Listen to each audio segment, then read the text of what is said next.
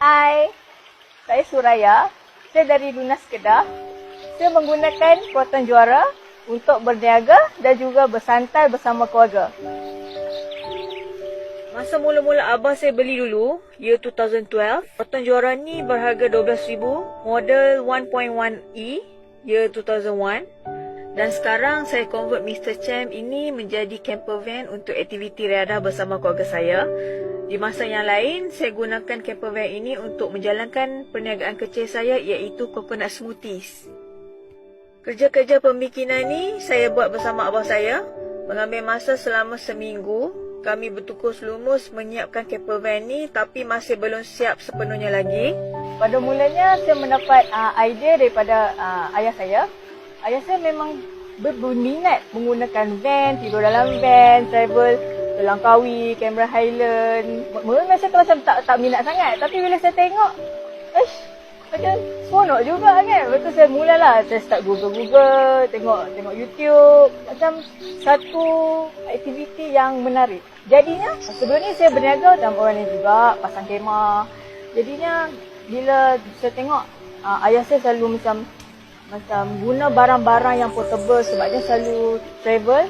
Jadinya kenapa saya tak gunakan van ni sebagai medium untuk saya berniaga dan untuk bersantai jugalah. Daripada situlah saya Google, saya research jenis-jenis food truck, food van. Jadi saya ada terjumpa satu food van daripada Tokyo, Motoya Espresso Express tak silap saya. Dia menggunakan van yang macam Juara. Jadi daripada situ saya mendapat ilham, kenapa saya tak try buat dekat dalam Proton Juara yang saya gunakan ni. Cuma yang ni kita buat dalam van, keadaan yang kecil tapi kita boleh pelbagaikan dia punya ruang.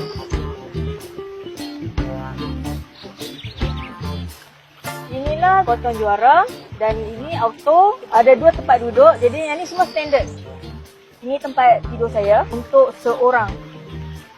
Sekarang ni saya dalam progress lah, saya nak buat tempat tidur dekat belakang ni tapi belum siap lagi. Ni saya punya tempat untuk buat kerja lah. Ada sinki. Dan sinki ni kita menggunakan sistem pump je. Semua kita DIY sendiri. Dan bawah ni kita ada peti ais. Untuk elektrik, saya guna generator. Jadinya masa berniaga, sebab saya pakai peti ais, blender. Jadi kalau travel pun, saya akan bawa generator juga. Kalau berhenti ke mana-mana, boleh pasang kipas, peti ais. Untuk storage, kita ada 2 drawer ni untuk letak barang-barang. Untuk bahagian luar, kita ada awning. Awning ni pun kita buat sendiri. Saiz 5 kaki. Dan bahagian atas bumbung, kita ada tuli punya storage untuk kita letak barang-barang. Pada mulanya, kawan-kawan saya ketawakan saya sebab diorang cakap Mr. Chem saya ni macam peti ais bergerak. Tapi saya tak kisah pun sebab bagi saya Mr. Chem ni ada daya tarikan tersendiri, banyak fungsi kelebihannya dan yang pasti Mr. Chem ni comel.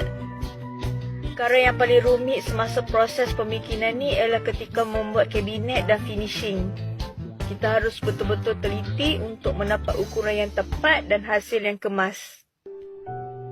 Kepada wanita-wanita yang berminat untuk menceburi bidang camper van ini, jangan takut untuk melibatkan diri dalam dunia camper kerana ianya satu aktiviti yang sangat menyeronokkan dan selamat. Selain daripada menjimatkan kos, ia dapat menguatkan jati diri serta meningkatkan daya kreativiti seseorang.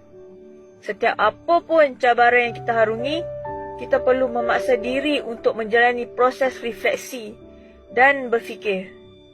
Ini membantu kita memulakan setiap tugasan dan perjalanan yang baik. Terima kasih Mr. Chem, menjadikan van life saya sangat bermakna untuk kami sekeluarga.